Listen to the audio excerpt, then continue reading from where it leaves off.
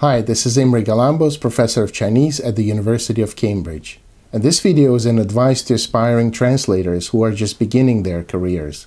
Translating is a difficult task that involves quite a bit of brain power, but for people who like doing it, it's a rewarding experience, even though it doesn't pay as much as we would like it to. We all know that every complex skill is developed through extensive training and then perfected through even more practice. But there are also a number of specific problems you could pay attention to. This video describes several such points, and I think by being aware of these, you can immediately improve the quality of your translation. So if you're interested, keep watching. And please don't forget to hit the subscribe and like buttons to help the channel and to be notified of videos when they come online. Translating into any language is a complex and time-consuming work, even if you have the necessary linguistic competence. Some of the texts we need to translate are densely written and focus on very specific problems within specific domains. Translating such things takes years of experience, and the best way of improving your craft is by doing it over and over again, by working your way through one job after the other. And in the meantime, getting lots of feedback and, just as importantly, listening to that feedback. So no matter what you do, this is a gradual process and it's not a matter of decisions. In any type of translation, among the most important prerequisites is the knowledge of both languages. I don't think this comes as a surprise to anyone because this is quite obvious. But there are also several techniques you can use to improve the quality of your translation, especially at the early stages of your development before you've built up years of experience. So in this video, I'm going to talk about 5 of these. Number 1, work in a field you know. So in addition to having proficiency in both the target and source languages, you also need to know the field in which you're translating. You need to have a good understanding of the field to appreciate what the text you're translating is actually saying. And not just what it's saying, but perhaps even how its main argument relates to the field.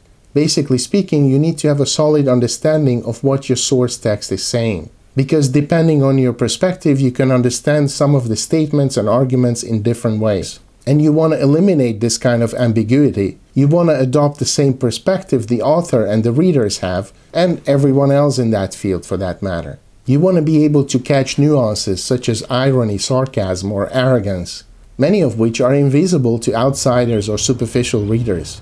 So if you're just starting out, it's better to focus your energies on your own field, or the field you're familiar with, and then stay in that field. Build yourself up as a translator in that particular field. This will help you to develop skills related to that field and will dramatically improve the quality of your work. And it can also help with marketing because you can become the go-to person for translating within that field. The more specialized you are, the better you will be at your work, and the more you can charge. Number 2, cater to your target audience. This is a point related to the previous one, that is, you should have a thorough understanding of your specialized field, and you should follow the conventions and requirements of that field. So if you're translating academic articles, you should also be familiar with the bibliographic style and the common style of citations and notation. And you should shape your translation into a form that fits your field, rather than just converting the sentences of the original into a new language. Your aim is to produce a text that is of similar status and impact as the original, only in the target language. And actually not just the target language, but the target field, which is not quite the same thing. Translating competently is so much more than just converting words and sentences from one language to the other. You need to be able to produce translations that read and feel similar to how articles written in your target language normally read and feel. Yet at the same time, you should of course also remain faithful to the original, as there might be some statements and ideas that are phrased unconventionally on purpose, and you need to be able to convey these nuances to the readers in the other language. Number 3, talk to the author. As I just mentioned, you need to relay all the ideas and arguments of the original text to your new readers. So when translating, you need to be precise and also faithful to the original. But you need to do this in a way that fits the conventions of that field, so you may need to include additional information. The best way to do this is to ask the author or the client to supply the information, or when you have doubts, ask the author to verify the information. And this ensures that you do not take unnecessary liberties with the source text. Another reason to talk to the author or the client is to ask for clarification. If one of my own articles is translated into another language, I would definitely prefer the translator to ask questions, instead of trying to resolve some difficult issues herself. I would be perfectly happy to explain my point, there's no shame in this. And even if the author or a client is a leading authority, it is to her own benefit that her point comes across the right way. She will understand this and will be happy to help you. Number 4 is give the spotlight to the author. I've always felt that the translator should not put herself into the foreground and add notes and comments unless these are absolutely necessary. The translator becoming too visible can become a bit awkward in the final product. If the original text has some mistakes, such as miswriting a name or giving the wrong catalog number, you should not rub this in and put a note saying that this is not correct. Instead, you should contact the author or the client and explain the issue.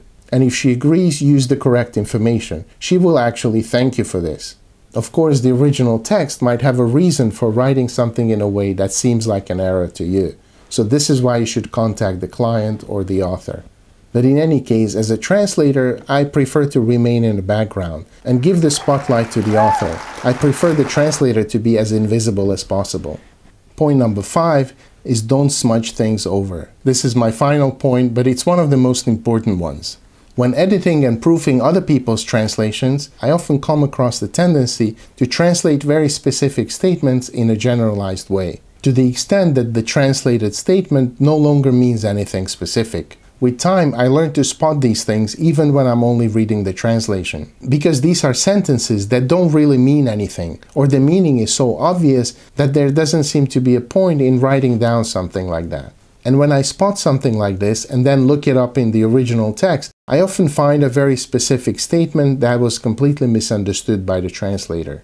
Often the translator takes the words of the original and constructs a new sentence out of them in a way that seems to be most sensible. But in the course of these machinations, she loses the meaning, and only the words remain and a sentence that has no point. I think it's very important to actively try to avoid solutions like this and get to the bottom of the meaning of each sentence. If a sentence does not seem to mean anything, in most cases this is your problem. You don't understand it properly. So instead of generalizing it or smudging it over, pay closer attention and try to bring out its specific meaning. Okay, so these are the 5 points I wanted to make in this video. I hope they were useful. As always, I'm very interested in your experience with this, so please write in the comments section below.